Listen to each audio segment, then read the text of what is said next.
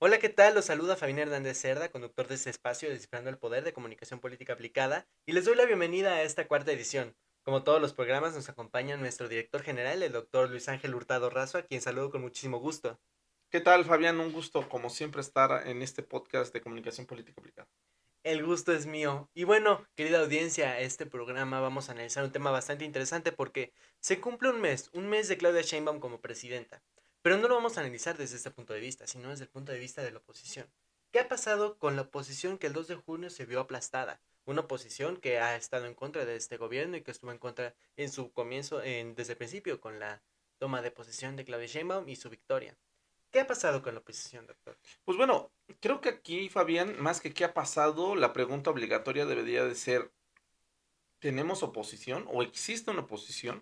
Porque por lo menos en los 30 días de ejercicio de poder por parte de Claudia Sheinbaum, hemos visto una gran ausencia de la oposición, hablando de la oposición política, o sea, de la que está presente, digamos, en los partidos políticos. ¿Sí ha habido oposición? Sí, claramente. Ha habido oposición en la sociedad civil, en las organizaciones no gubernamentales, en algunos órganos autónomos, como el caso del INAI, el INE.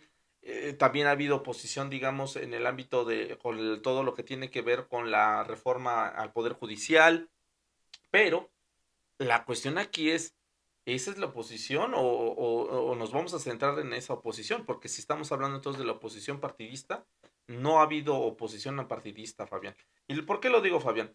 Pues básicamente por lo siguiente. En todas las propuestas de reforma que ha planteado el gobierno de Claudia Sheinbaum, en todas han pasado. No ha habido ninguna que digas fue una victoria de la oposición o un freno de la oposición o se tuvo que negociar con la oposición para lograr, digamos, un acuerdo político.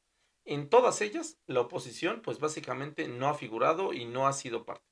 ¿Por qué también lo digo? Porque no ha habido ni siquiera un discurso que haya propuesto la oposición o que podamos decir que esté establecido por la oposición que le haga frente al discurso de la 4T.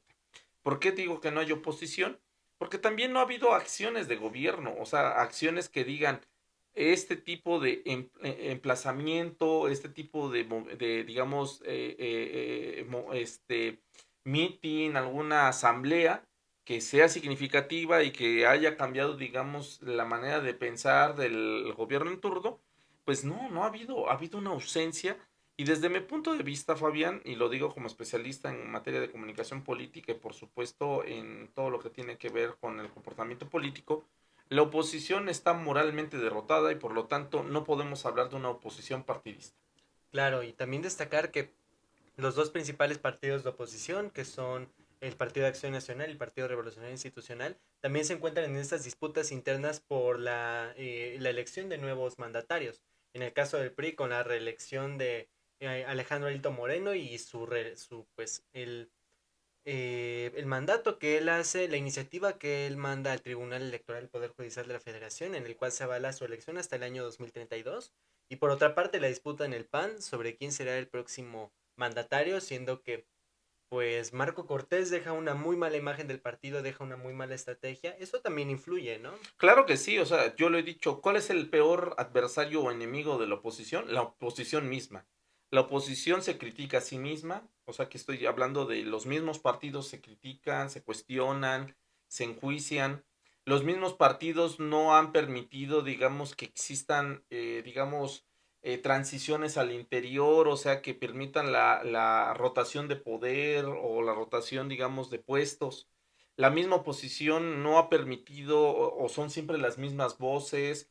O sea, la oposición no tiene inclusive un mecanismo que pudiera decir, mira, borrón y cuenta nueva, hemos cambiado, somos diferentes. Y este tipo de acciones son las que enriquecen y hacen más fuerte el discurso de Morena actualmente. Porque ni ellos mismos hablan de democracia y ellos no permiten la democracia al interior de sus partidos. Hablan de libertad, digamos, al interior de su partido o hacia afuera del partido, pero en el interior no vemos libertad de expresión. Hablan, digamos, de toda esta igualdad, equidad, y vemos que siempre son las mismas personas. Entonces, este tipo de elementos, pues, ha encaminado a que la misma oposición, pues, se vea fraccionada, debilitada y desde mi punto de vista derrotada frente al discurso oficialista. Claro, y justamente con esto de la oposición dividida, podemos ver expulsiones de varios, sobre todo del Partido Revolucionario Institucional y del, no tanto del Partido Acción Nacional. Hay un caso muy específico. En el caso del Partido Acción Nacional es Miguel Yunes, hijo junior, por así decirlo, que es expulsado del Partido Acción Nacional por estas cuestiones de votar a favor de la reforma del Poder Judicial, que bueno, esto sucede antes de la toma de posesión de Claudia Sheinbaum, pero que ha tenido desarrollo durante este primer mes. También, por otro lado, vemos la expulsión de pues varios legisladores en el Partido Revolucionario Institucional. Esto pues marca más todavía esta división interna de los partidos, ¿no? Por supuesto, y si a esto le sumamos la posición completamente raquítica del partido Movimiento Ciudadano.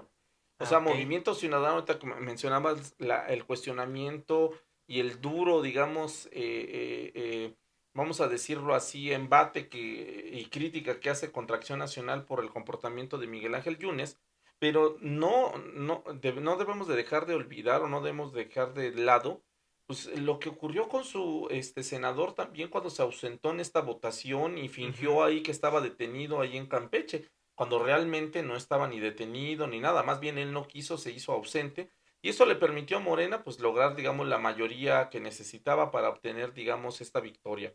En ese sentido también Movimiento Ciudadano ha sido un enemigo de la oposición porque también cuestiona el comportamiento de los otros partidos. No quiere decir que tampoco se debe de hacer eso, sino sí se debe de hacer, pero ¿qué tanto le suma eso a la oposición? Un Ujú. partido que también pues ha estado más afines o más cercano al partido en el poder y en ese sentido Movimiento Ciudadano el papel que juega a todas luces critica a la oposición, pero a veces se extraña o hace falta una crítica sustantiva y dura en contra, digamos, de Morena. Ahí vemos que también este partido, pues le hace el juego justamente a la oposición o más bien al oficialismo y deja de lado a la oposición. ¿Qué papel juega también estos partidos que se autollaman de oposición cuando realmente no son oposición? Claro, y bueno, justamente lo que pensamos de estas caras.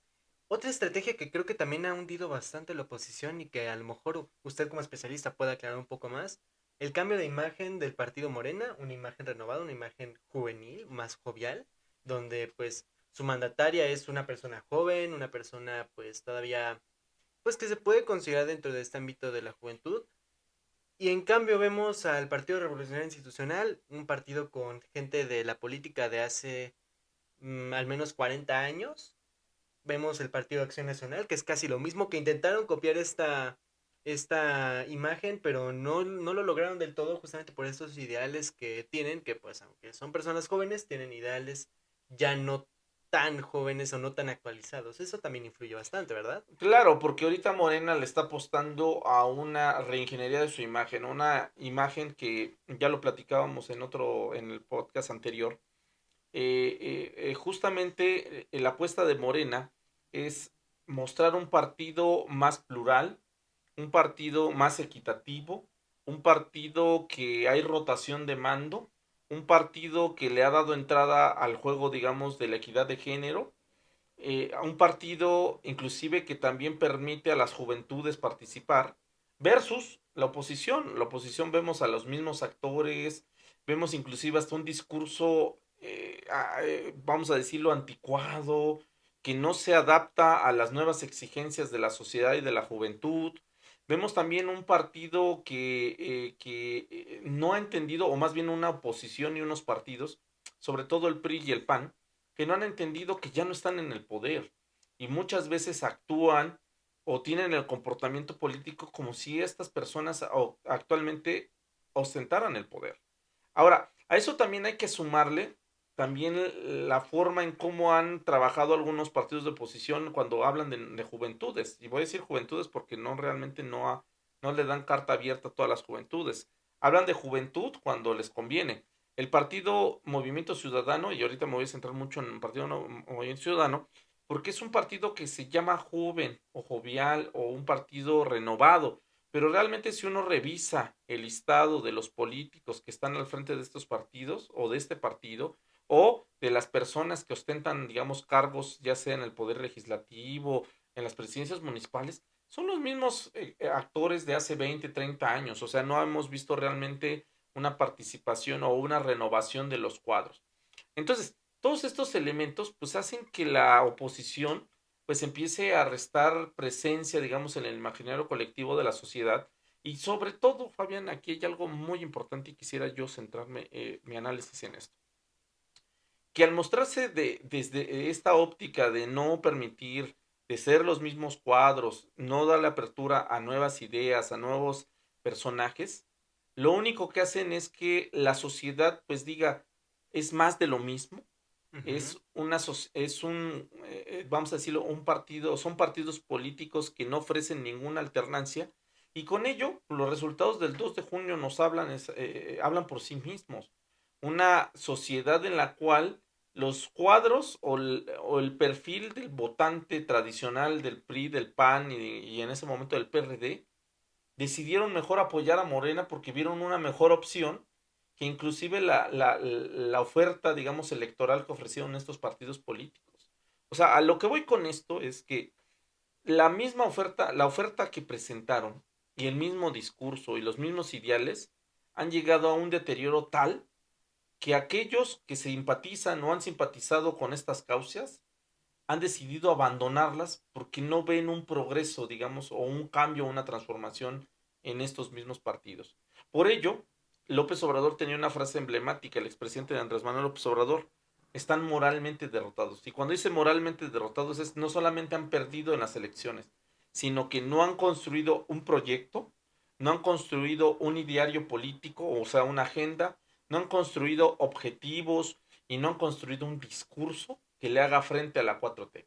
Entonces, al no tener todo esto, Fabián, pues la ciudadanía o esas personas prefieren dos cosas, dos caminos. Mejor no voto o mejor voto por otra oferta política que me ofrece más que estos partidos con los cuales yo simpatizaba. Así es, y bueno, creo que esto lo vemos también en las cuestiones de legislación, en las cámaras en la Cámara de Diputados, en la Cámara de Senadores, donde vemos una oposición pues realmente fragmentada, que no tiene, como usted dice, un discurso cuya imagen está muy, muy, muy por debajo de lo que se tenía acostumbrado o que se planeaba que iba a ser, lo que ellos planeaban que iban a hacer en este sexenio.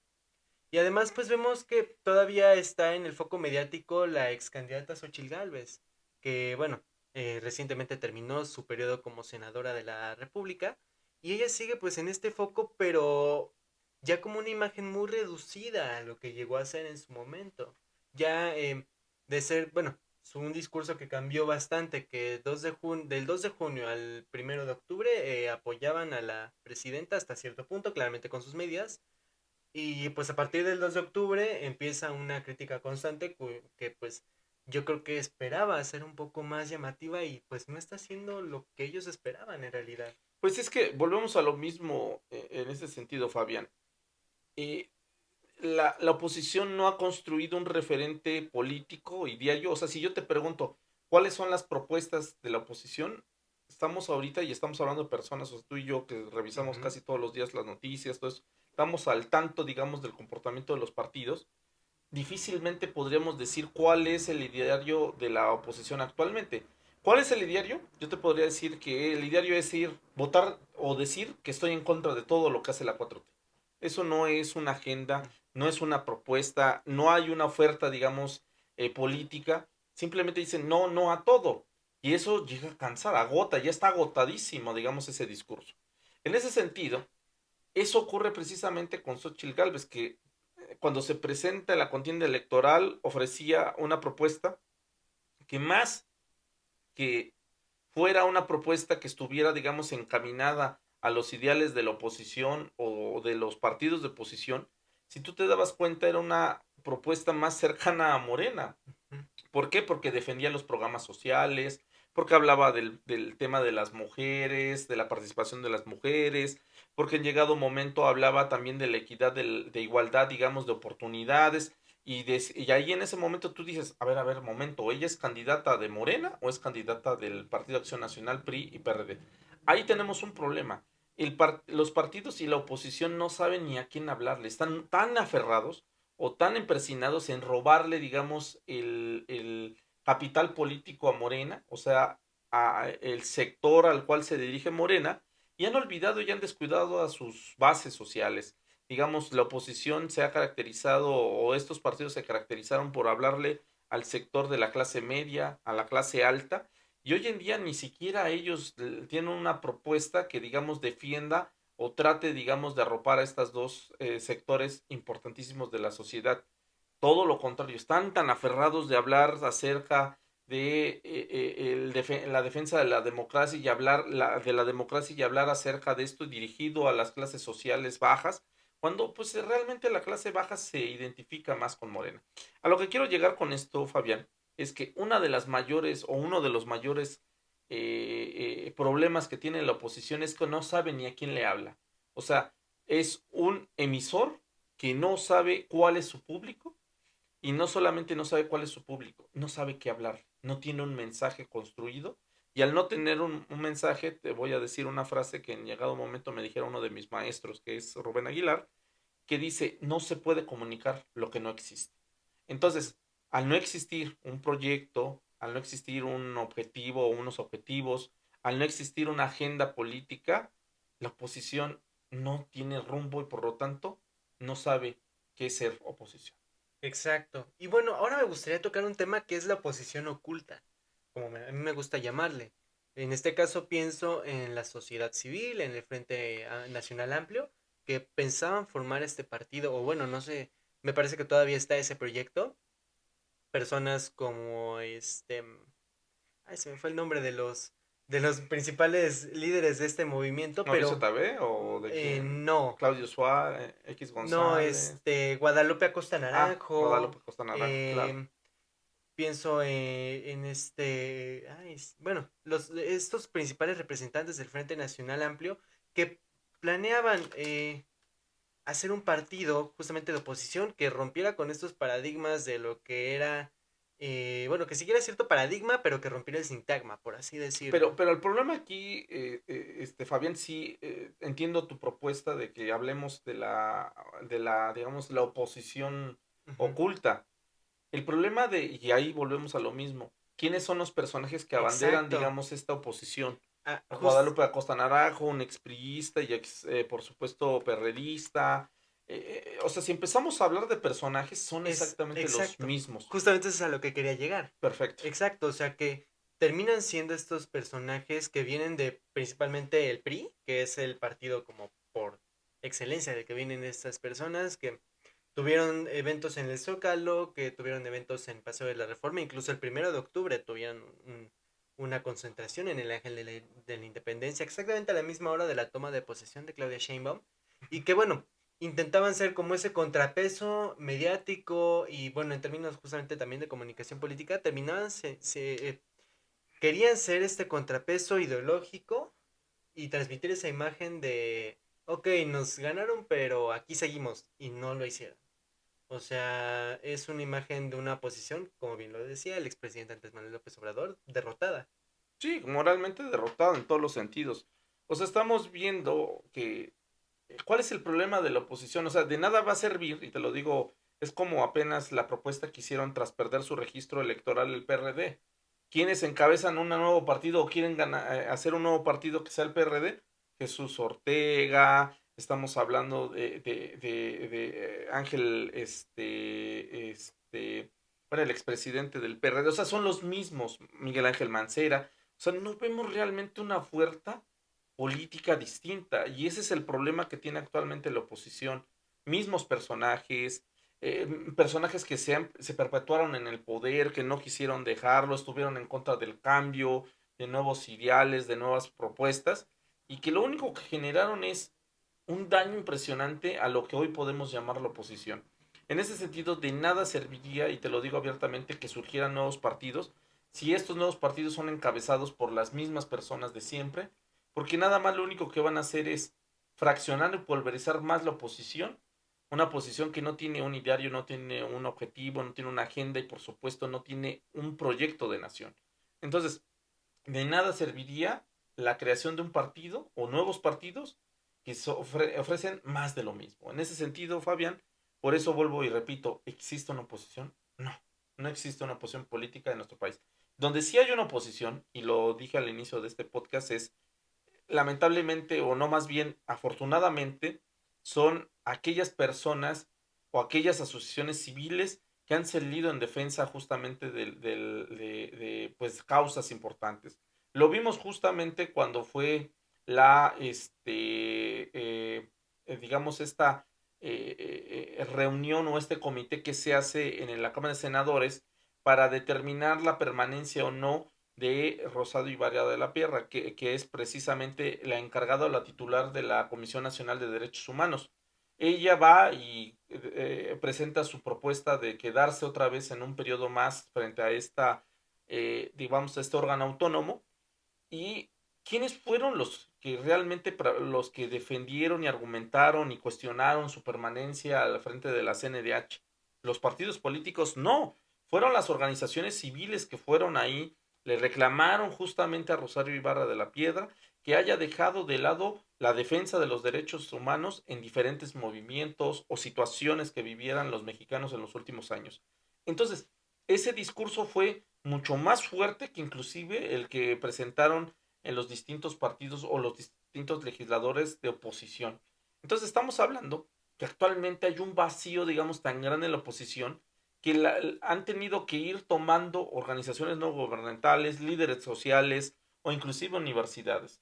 En ese sentido, este vacío están propiciando justamente el surgimiento de todos estos liderazgos y que más que beneficiar, Fabián, nos deja ver que los partidos políticos no tienen nada, no tienen una oferta y por lo tanto la sociedad cuando no hay una oferta política, ¿qué hace?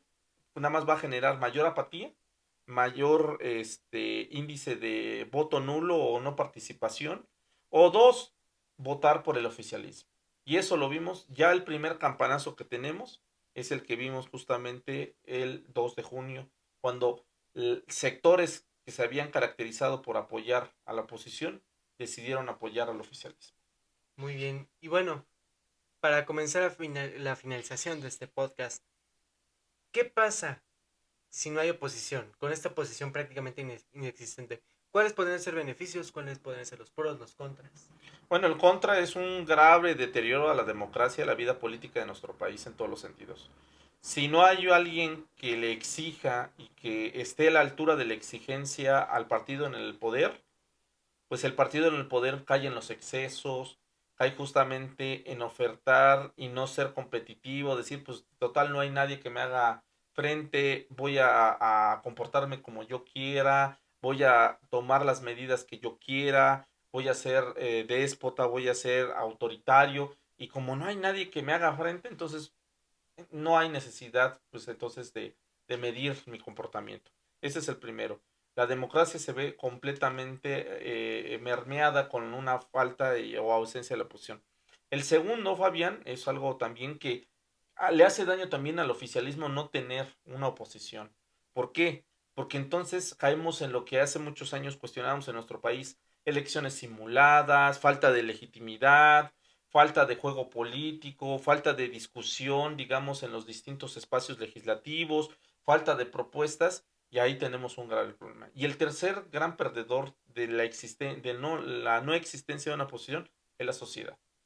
La sociedad que va a generar mayor apatía, mayor interés en la vida pública de un país y sobre todo mayor desánimo en todo lo que concierne al ejercicio, digamos, de los procesos democráticos. Mayor ausentismo, mayor anulación, digamos, de su sufragio o todo lo contrario, pues va a decidir votar por votar sin importar a quién vote. Muy bien.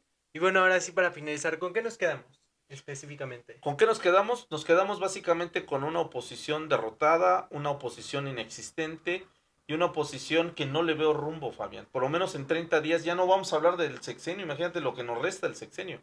Estos primeros 30 días nos ha demostrado la oposición que no está a la altura de las circunstancias. Muy bien. Pues bueno, muchísimas gracias, doctor, por acompañarnos en este espacio. Muchísimas gracias a ustedes, audiencia. Pues muchas gracias, Fabián. Nos escuchamos y nos oímos en la siguiente transmisión de este podcast.